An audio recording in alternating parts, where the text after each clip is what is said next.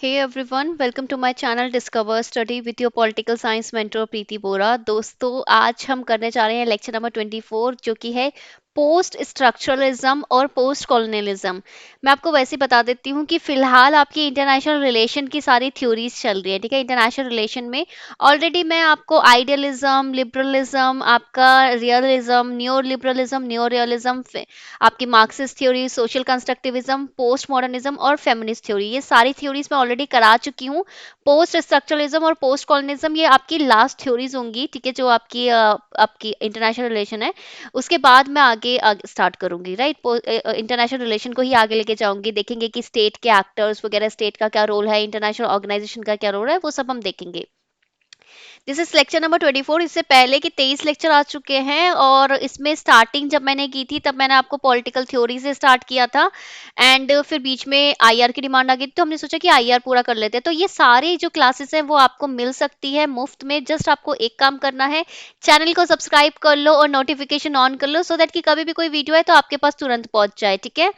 ये पूरा free course है पीएसआईआर का, सारे एक एक करके मैं सारे टॉपिक ऑलमोस्ट कवर करूंगी, राइट। और ये बाइलिंगुअल है, इंग्लिश हिंदी दोनों में है कंटेंट भी, एंड आप देखो आगे, राइट।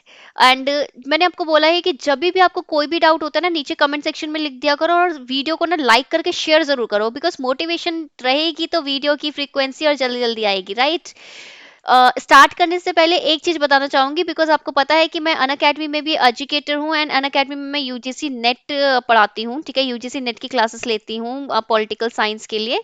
सो मैं आपको एक चीज बताना चाह रही हूँ कि आप सभी के लिए एक बहुत ही अच्छी न्यूज है। अन अकेडमी स्टोर, जो हमारा फर्स्ट अन अकेडमी स्टोर है, वो ओपन होने वाला है, मतलब हो गया है आज ही। 30B Pusa road, old Rajendra Nagar, new Delhi, near metro pillar number 121, ठीक है। बेसिकली क्या है, रजिस्ट्रेशन इसके लिए मैंडेटरी है। ये है क्या मैं बता देती हूँ। यहाँ पे जाके ना आप अन अकेडमी के जितने प्रोडक्ट्स हैं, ये सारी चीजें, जितने कोर्सेज हैं वगैरह, वो सब आप उधर जाके एक्सेस कर सकते हो। साथ के साथ आप काउंसलिंग ले सकते हो, ये सारी चीजें आपको मिल जाएगी। बट उसके लिए आपको रजिस्ट्रेशन कराना बहुत ज्यादा जरूरी है। रजिस्ट्रेशन इज मैंडेटरी, ठीक है। अगर आपको अकेडमी स्टोर में विजिट करना है, रजिस्ट्रेशन मैंडेटरी है। और रजिस्ट्रेशन के जो डिस्क्रिप्शन है ना, डिस्क्रिप्शन में चेक करो, मैंने डिस्क्रिप्शन में रजिस्ट्रेशन का लिंक नीचे डाल दिया है। वहां पे जाके आप रजिस्टर कर लो, अपनी सारी क्वेरीज वगैरह सब कुछ डाल दो एंड देन आप यहाँ पे विजिट जरूर करो। स्पेशली जो लोग दिल्ली में रहते हैं वो तो जरूर विजिट करें, ठीक है। बहुत ही एक अच्छा प्लेटफॉर्म है, राइट। आपको बहुत मजा आने वाला है, जस्ट आप जाइए और देखिए, एक्सप्लोर कीजिए, मैं तो कह रही हूँ, राइट। तो चलिए फिर स्टार्ट करते हैं आज का topic, that is post structuralism, यानी कि उत्तर संरचनावाद। देखो मैंने लास्ट ना आपको एक पोस्ट मॉडर्निज्म कराया था, लास्ट टू लास्ट क्लास में, ठीक है। पोस्ट मॉडर्निज्म आपको लगेगा कि यार सोशल कंस्ट्रक्टिविज्म, पोस्ट मॉडर्निज्म, और पोस्ट मॉडर्निज्म और ये पोस्ट स्ट्रक्चरलिज्म को आप ना बार बार नाम चेंज करके पढ़ते हो, ऐसा लगता है कि यार सेम सेम है। बट एक्चुअली ना दोनों में कुछ सेम नहीं है, ठीक है। पोस्ट जो मॉडर्निज्म है दैट इज यार डिफरेंट, ठीक है। मैंने आपको बताया था कि उसमें इंटरनेशनल रिलेशन को एक दूसरी ही दृष्टि से देखा जाता है कि क्या चीज एब्स्ट्रैक्ट है, क्या चीज नहीं है। लेकिन जब मैं बात करती हूँ पोस्ट स्ट्रक्चरलिज्म, ठीक है, तो पहले तो इसमें शब्द बहुत ही इंपॉर्टेंट है, स्ट्रक्चर, ठीक है। स्ट्रक्चर इंपॉर्टेंट है, राइट। तो इसका एम्फेसिस, इसका मेन फोकस किस में होता है, इसका फोकस होता है पावर्स पे, ठीक है। ये बात करता है कि पावर की तरह, कि पावर के रिलेशन में मैं कैसे एक्सप्रेस करूं इंटरनेशनल रिलेशन, ठीक है। रियलिज्म में भी हम ये सारी चीजें देखते हैं, बट उसका कंप्लीटली डिफरेंट सिनेरियो होता है। उसमें देखते हैं कि यार पावर अपनी बढ़ानी है, बैलेंस ऑफ पावर अपनी तरफ करना है, एंड एक तरीके से नेशनल इंटरेस्ट को पूरा करने के लिए हम एक तरीके से ना कॉन्फ्लिक्ट वाली सिचुएशन में होते हैं। पोस्ट स्ट्रक्चरलिज्म में क्या है, पोस्ट स्ट्रक्चरलिज्म का मेन फोकस इसमें होता है कि जितने भी आइडियाज हैं और जितने भी कॉन्सेप्ट है ना, वो एक्सप्रेस किए जाते हैं एक ऐसी लैंग्वेज में जो आपको लगता है कि कॉम्प्लेक्स रिलेशन ऑफ पावर की तरह से, ठीक है। कि किस तरीके से पावर का रिलेशन है, उस तरीके से सारे आइडियाज, कॉन्सेप्ट, स्ट्रक्चर, सिस्टम बनेगा। तो उसको हम बोलेंगे पोस्ट स्ट्रक्चरलिज्म की स्ट्रक्चर के बाद, ठीक है।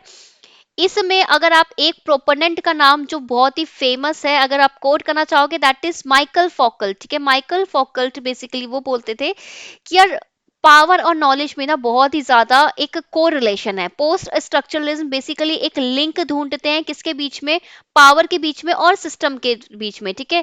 और ये इस लिंक को, इस रिलेशन को ढूंढने में कि यार किस तरीके से पावर स्ट्रक्चर, जैसे कि फॉर एग्जांपल अगर मैं आपको बोलूं G20 जो एक ग्रुप है, अगर मैं G7 ग्रुप बोलूं, तो ऐसे मैं बोलूं कि आपको यार डेवलप्ड कंट्रीज हैं उनके हिसाब से लॉज ज्यादा होते हैं, इंटरनेशनल जो लॉज हैं, ट्रीटीज है, उसमें डेवलप्ड कंट्री का बहुत ज्यादा रोल है। क्यों? ये पूरा स्ट्रक्चर सिस्टम किस तरीके से आपका आया है, वो डेवलप्ड कंट्रीज का उसमें बहुत ज्यादा रोल है, उनको डिसीजन मेकिंग में भी ज्यादा पावर होती है। क्यों? क्योंकि उनके पास वो ज्यादा पावरफुल है, इकोनॉमिकली बोलो, पॉलिटिकली बोलो, हर तरीके से वो ज्यादा पावरफुल है। तो उनके हिसाब से जो वो क्या है, इंटरनेशनल रिलेशन में एक तरीके से डिसीजन मेकर वाली पोजीशन में आते हैं। तो उनके जो आइडियाज हैं, उनके जो पावर यूज करने का तरीका है, उनके जो मेथड्स हैं, वो काफी ज्यादा इन्फ्लुएंस करते हैं कोई भी स्ट्रक्चर बनाने में, कोई भी सिस्टम बनाने में। तो ये बात करता है पोस्ट स्ट्रक्चरलिज्म की पावर और सिस्टम का ना डायरेक्ट एक कोरिलेशन है, एक संबंध है। एंड जो आइडियाज, कॉन्सेप्ट और आपका स्ट्रक्चर है, वो इस चीज का बेस है। राइट ये फिर बोलते हैं, देखो पोस्ट मॉडर्निज्म और पोस्ट स्ट्रक्चरलिज्म हालांकि साथ साथ में ही इवॉल्व हुए थे, और आप ना कभी कभी इनको यूज कर देते हो कि यार हाँ एक दूसरे के जगह बदल के, बट पोस्ट स्ट्रक्चरलिज्म का मेन जो फोकस है, अटेंशन है, वो इस फैक्ट में है ना कि कभी भी कोई पॉलिटिकल इवेंट होता है ना, उसमें हमेशा आप संदेहजनक देखोगे कुछ ना कुछ कंपीटिंग इंटरप्रिटेशन होती है। यानी कि अगर समझ लो कोई भी इंटरनेशनल रिलेशन में कोई भी इवेंट चल रहा है, समझ लो ब्लैक लाइफ मैटर चल रहा है, या फिर अगर आप स्लेव्स के राइट्स के लिए लड़ रहे हो, आप ह्यूमन राइट्स के लिए लड़ रहे हो, अगर आप कोई वॉर वाली सिचुएशन चल रही है, तो हमेशा ना कोई एक साइड कंप्लीटली ट्रू नहीं होती, और दो साइड्स हमेशा ही होगी होगी, और दोनों साइड्स क्या होंगी, आपस में कंपटीशन वाली स्टेज में होंगी। ठीक है, हमेशा आपस में संदेहजनक वाली स्टेज में होंगी। राइट कि हर कोई अपने हिसाब से जो पावर गेम है, पावर सिस्टम है, उसको इंटरप्रेट करता है। एंड देन वो किस तरीके से इंटरप्रेट करता है, किस तरीके से वो अप्लाई कर रहा है, उस तरीके से आपको समझ में आता है कि अच्छा कि ये स्ट्रक्चर है, अब ये वाला स्ट्रक्चर या ये सिस्टम हुआ है। यानी कि इसमें सारा जो मेन रोल है दैट इज अबाउट पावर। ठीक है, पावर का सिस्टम के साथ क्या रिलेशन है। पोस्ट स्ट्रक्चरलिज्म में फिर ये बोलते हैं कि देखो, वैसे तो अगर मैं आपको इंटरनेशनल रिलेशन की बात बताऊं, तो इंटरनेशनल रिलेशन को आप अनार्किक बोलते हो, ठीक है, अराजकता वक्त बोलते हो। क्यों अराजकता, अराजकता क्यों बोलते हो आप? क्योंकि हमारी कोई वर्ल्ड पार्लियामेंट तो है नहीं, कोई वर्ल्ड की एग्जीक्यूटिव एजेंसी भी नहीं है, कोई वर्ल्ड की जुडिशरी भी नहीं है एज सच।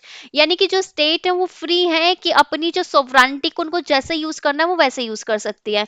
अब जहां पे एक यूनिवर्सल फ्रेमवर्क है ही नहीं रेफरेंस का, वहां पे आप क्या कर सकते हो कि एक सिंपल एक पर्सपेक्टिव, एक दृष्टिकोण तो हो नहीं सकता, बहुत सारे दृष्टिकोण होंगे।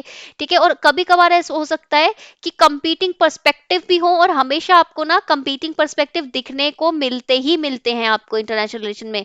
चाहे हम पहले कोल्ड वॉर की, अगर हम कैपिटलिस्ट सोशलिस्ट बोल लें, चाहे अगर हम अब बोल लें कि डेवलप्ड कंट्रीज डेवलपिंग कंट्री की बात कर ले, ठीक है, चाहे हम रिच पुअर का गैप बोल ले, चाहे हम ऐसा बोल ले कि यार डिसीजन मेकर और डिसीजन मतलब आप एक्सेप्टेंस वाली सिचुएशन में बोलो, कुछ भी बोल लो, हमेशा आपको एक पर्टिकुलरली डिस्कोर्स है कि पावर किस तरीके से आप यूज कर रहे हो, उस तरीके से कुछ ना कुछ आपका सिस्टम एग्जिस्ट करता ही है, कुछ ना कुछ स्ट्रक्चर एग्जिस्ट करता ही है। स्ट्रक्चर और सिस्टम की बात करूं तो उसका मतलब होता है कि इंटरनेशनल रिलेशन में किस तरीके से डिसीजन लिए जा रहे हैं, किस तरीके से एलिमेंट प्लेस्ड हैं, उसका इंट्रैक्शन, वो उसका जो सिस्टम है, उसका मेथड, वो उसको हम बोलोगे स्ट्रक्चर। अब ये जो व्यू है ना, बेसिकली जैक्विस डरिडा ने 1967 में, 1967 से 1976 में कोट किया था कि there is nothing outside the text. ठीक है, आपके टेक्स्ट से, आपके नॉलेज से कुछ परे नहीं है। ठीक है, सब कुछ उसी में ही है, उसी एक सिस्टम में, उसी एक पावर का यूज करने में आप क्या कर रहे हो, एक सिस्टम बना रहे हो। जैसे कि कई कंट्रीज की प्रायोरिटी होती है कि यार मेरे को अपनी पावर बढ़ानी है, तो वो उस हिसाब से कुछ सिस्टम फॉलो करेगी। कुछ एक कंट्रीज की प्रायोरिटी होगी कि नहीं, मुझे अपनी सिक्योरिटी बढ़ानी है, तो वो उस हिसाब से डिसीजन लेगी। तो that is your post structuralism, जिसका मेन फोकस होता है स्ट्रक्चर और सिस्टम में, एंड ऐसा सिस्टम जो पावर के थ्रू मोल्ड हुआ है। राइट नेक्स्ट आता है आपका आज के लेक्चर में पोस्ट कॉलोनियलिज्म, यानी कि उत्तर संरचनावाद। बेसिकली कॉलोनियलिज्म क्या होता है? कॉलोनियलिज्म बेसिकली, हमने आपको पता है कि हमारी कॉलोनी थी, ठीक है, हम भी कॉलोनी थे, रह चुके हैं ब्रिटेन के, एंड बहुत सारी और भी कॉलोनीज हैं। एंड जब वो कॉलोनीज कब आपका डीकॉलोनाइज हो गई, आफ्टर सेकेंड वर्ल्ड वॉर आपकी सारी कॉलोनीज डीकॉलोनाइज हो गई।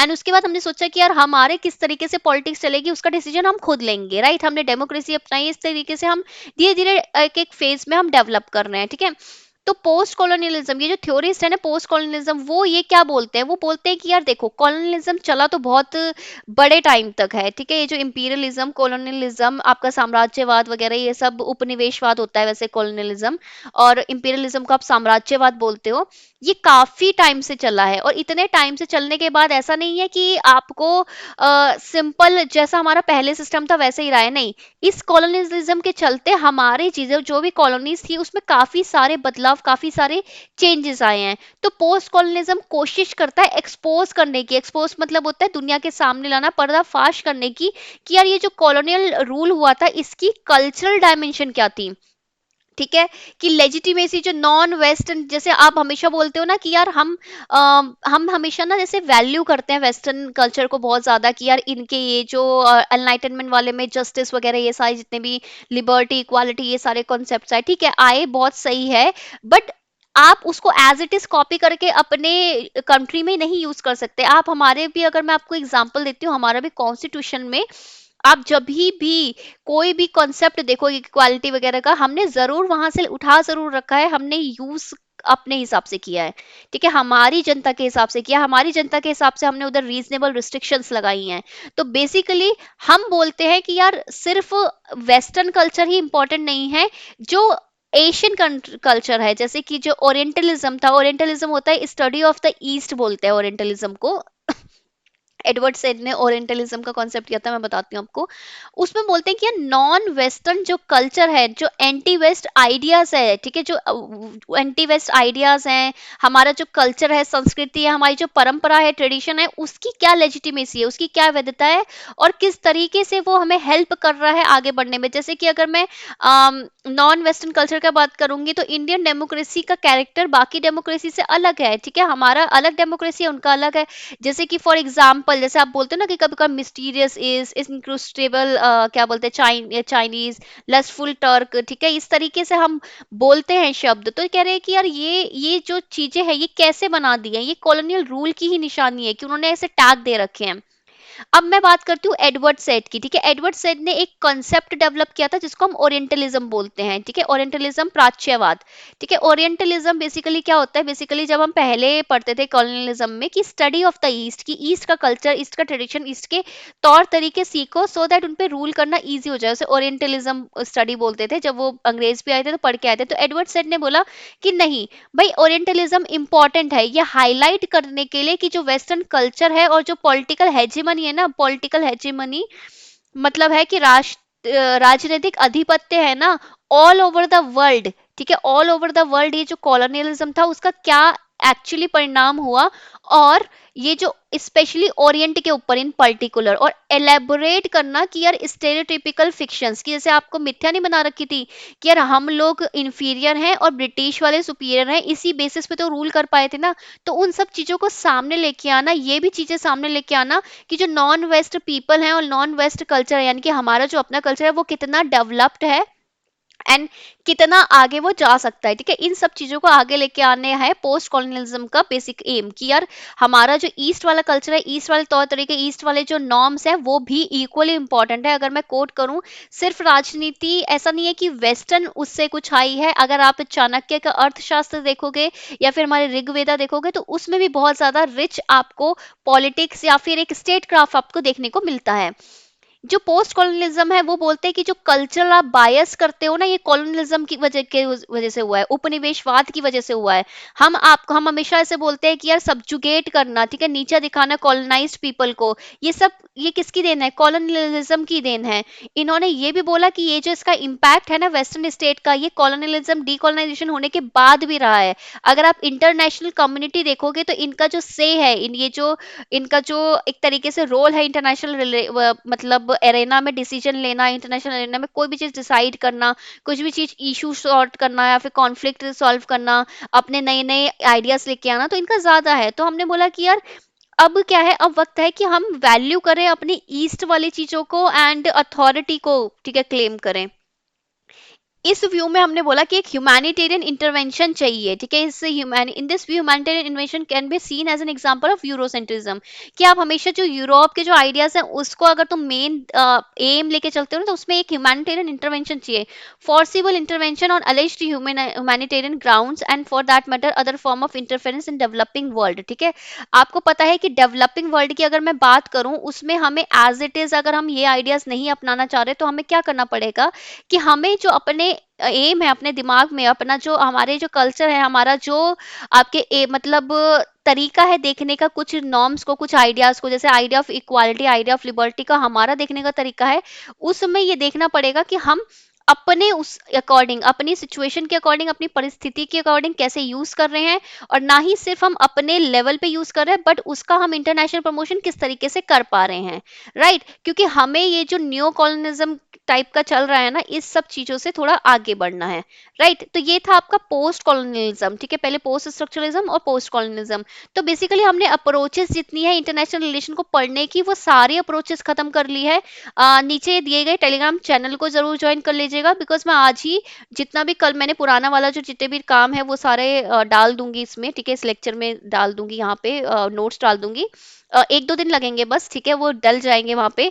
सो अप्रोचेस के बाद हम थोड़ी थ्योरीज वगैरह पे भी जाएंगे, जैसे कि स्टेट की थ्योरीज, ठीक है, अगर हम बात करेंगे उसके बाद इंटरनेशनल रिलेशंस की, ठीक है, इंटरनेशनल ऑर्गेनाइजेशन की, रीजनल ऑर्गेनाइजेशन की, तो ये सब चीजें अब हम आने वाले लेक्चर्स में कवर करने वाले हैं। अ, जाइए और नीचे रजिस्ट्रेशन लिंक है, वहां पे जाके अन अकेडमी स्टोर पे जरूर विजिट कीजिए, ठीक है। Bye bye, take care, have a nice day.